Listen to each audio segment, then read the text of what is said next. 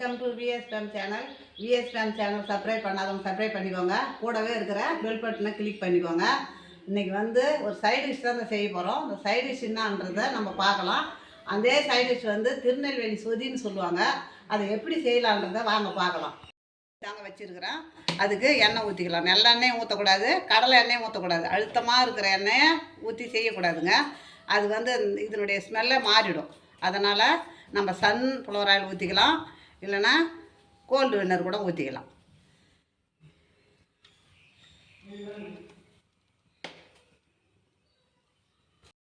ஒரு 20 வெங்காயத்துக்கு உரிச்சு வச்சுக்கிறோம், அதை போட்டுக்கலாங்க.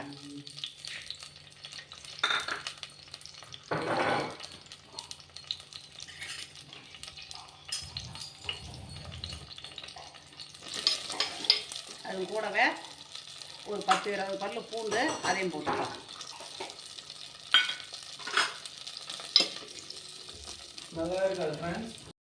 வதங்கினே இருக்குது. அது கூட ஒரே ஒரு பிரிஞ்சி இலையை போட்டுக்கலாங்க. பிரிஞ்சி இலை மட்டும் போட்டுக்கலாம். அதுக்கு இப்போ இஞ்சி, பச்சை மிளகா, ஜீரகம். அவங்க திருநெல்வேலியில் ஜீரகம் சேர்க்க மாட்டாங்க. நான் இதுக்காக நம்ம ஜீரகம் சேர்த்துருக்குறேன். ஏன்னா நம்ம அப்போ தான் நம்ம உடம்பு சீராக வச்சுருக்கோம்.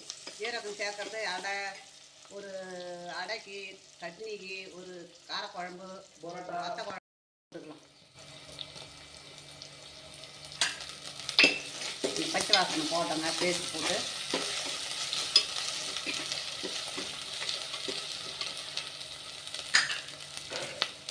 இப்போ வெஜ்ஜி முருங்கைக்காய், உருளைக்கிழங்கு, கேரட்டு, பீன்ஸு, கத்திரிக்காய் இது வச்சுருக்குறேங்க. இப்போ நம்ம காயெல்லாம் போட்டுக்கலாம். எல்லா காயும் போட்டுக்கலாம்.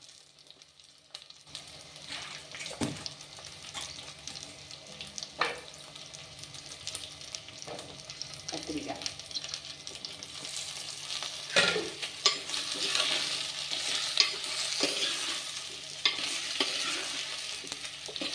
பச்சை பட்டாணி என்கிட்ட இல்லை, அதனால் வெள்ளைக்கடலை ஊற வச்சுருக்கிறேன்.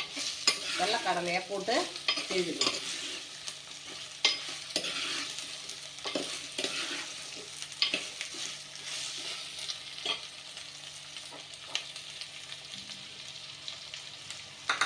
இந்த வெள்ளைக்கடலையும் இது கூட போட்டுக்கலாம்.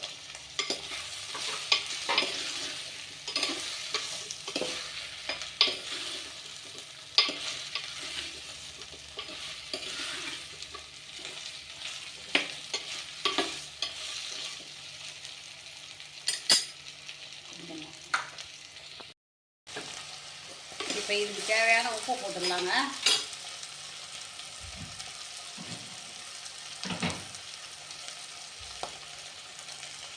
தேவையான உப்பு. இப்போ 2வது தேங்காய் பால். முதல் பால் வச்சுருக்கிறேன், இந்த 2வது பால். இந்த 2வது பாலில் தான் வேகணும் காய்.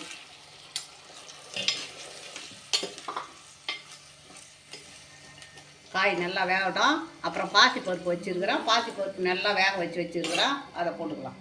நல்லா காய் வேகட்டும். ஒரு 5 நிமிஷம் வேகட்டுங்க. ஆகிட்டு காய் நல்லா வதங்கி போச்சு, வெந்து போச்சு. இப்போ நம்ம பாசிப்பருப்பு ஊற்றிக்கலாம். முதல் பாலில் வெந்து போச்சு பாருங்கள் காயெலாம். இப்போ பாசிப்பருப்பு வச்சுருக்கிறேன், அதை ஊற்றிக்கலாம்.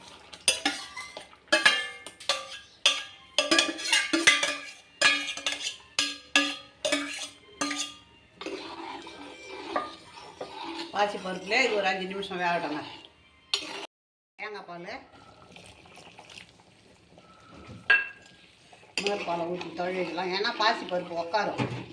இப்போ கறிவேப்பிலை, நான் கறிவேப்பிலை போடலை, கறிவேப்பிலை போட்டுக்கலாம். கொத்தமல்லி அப்படியே ஒரு 2 நிமிஷம் ஆகட்டும். நம்ம லெமன் புழிஞ்சு விடணுங்க. அதில் லெமன் ஜூஸ் ஊற்றிக்கலாங்க. 2 நிமிஷம் ஆகிடுது. அவ்வளோதாங்க. ஊற்றிங்க. ரெடி ஆகிடுதுங்க.